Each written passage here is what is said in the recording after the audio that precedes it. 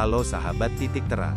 Kembali lagi, kali ini kita akan membahas tentang PMK, penyakit kulit dan mulut. Apa itu PMK? Mari kita simak videonya.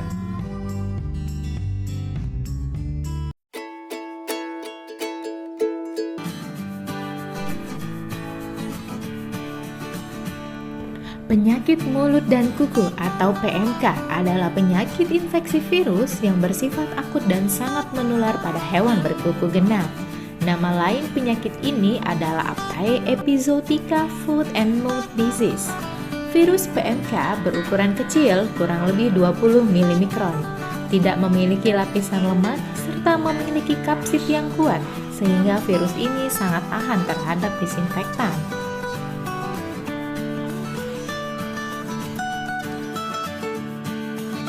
Penyakit PMK ini tidak ditularkan ke manusia atau bukan penyakit zoonosis, sehingga yang menjadi fokus saat ini jangan sampai penyakit ini menyebar antar ternak dan jangan sampai manusia menjadi perantara penyebaran.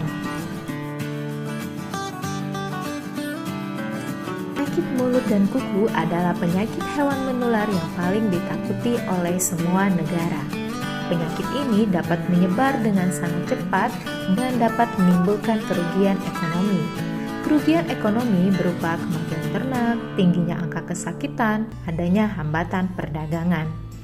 Indonesia pernah mengalami beberapa kejadian wabah PMK, mulai dari masuknya PMK ke Indonesia pada tahun 1887 di Malang, yang selanjutnya menyebar ke berbagai daerah, sampai kejadian wabah terakhir di Pulau Jawa pada tahun 1983 yang dimulai dari daerah Jawa Timur. Dengan berbagai upaya pengendalian dan penanggulangan PMK, akhirnya Indonesia berhasil mendeklarasikan status bebas PMK pada tahun 1980.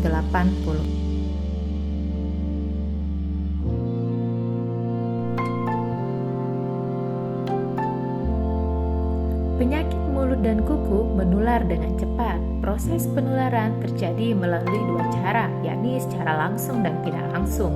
Penularan secara langsung terjadi karena adanya kontak langsung dengan hewan yang sakit, kontak dengan air liur dan leleran hidung ataupun bahan yang terkontaminasi virus PMK.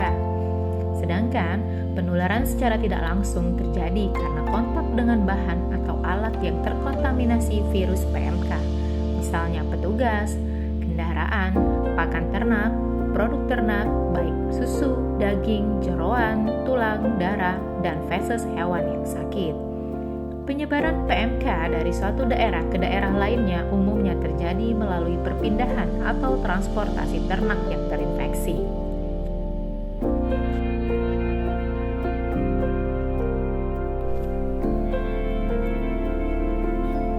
Secara umum, penyakit ini menunjukkan gejala ternak mengalami demam tinggi, suhu dapat mencapai 39 hingga 40 derajat Celcius selama beberapa hari, ternak tidak mau makan, dan terjadi luka atau lepuh pada daerah mulut dan kaki.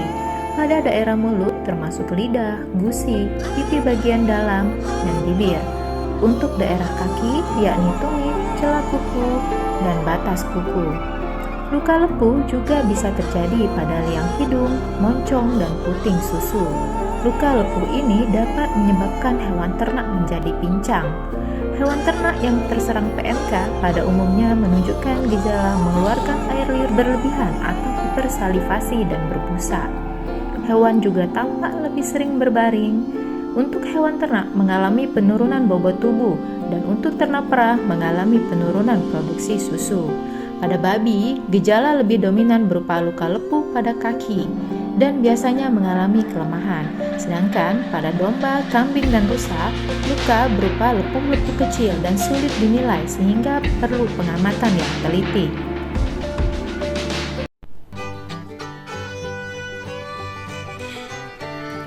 Untuk masa inkubasi penyakit dipengaruhi oleh beberapa hal, yakni strain virus PMK, jumlah virus yang masuk, serta rute infeksi. Untuk infeksi alami dan dalam jumlah yang besar, masa inkubasi berkisar hanya 2-3 hari. Akan tetapi, apabila jumlahnya sedikit, maka masa inkubasi bisa mencapai 10-14 hari.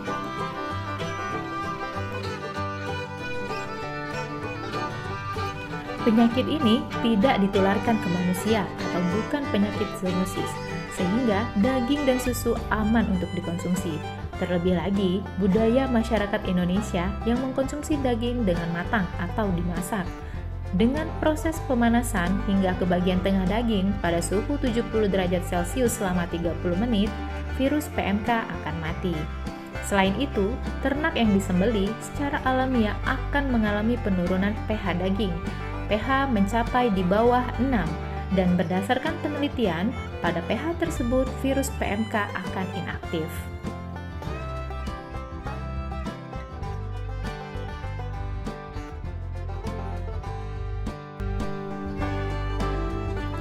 Tidak semua sapi yang disembelih, semua organnya bisa dikonsumsi.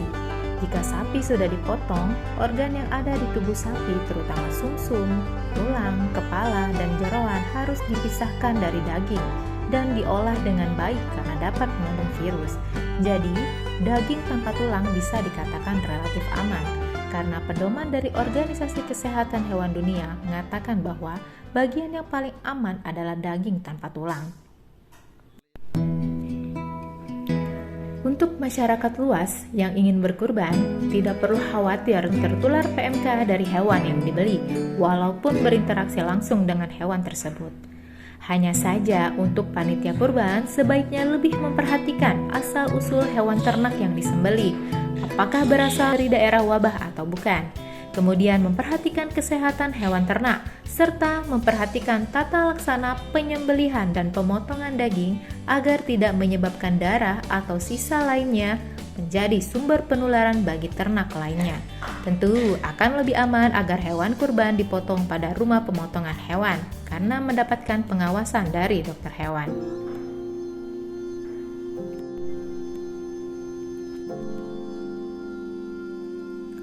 Untuk penyimpanan daging di dalam kulkas sangat bagus karena sama dengan proses pelayuan. Namun, jika ingin menyimpan di dalam freezer, maka sebaiknya direbus terlebih dahulu, misalnya diungkep, lalu dibekukan. Jika ingin menyimpan daging mentah dalam bentuk beku, maka sebelum dibekukan sebaiknya dimasukkan dulu di dalam pendingin selama 24 jam. Proses ini sama seperti proses pelayuan yang dilakukan di negara-negara maju dalam pengendalian PMK.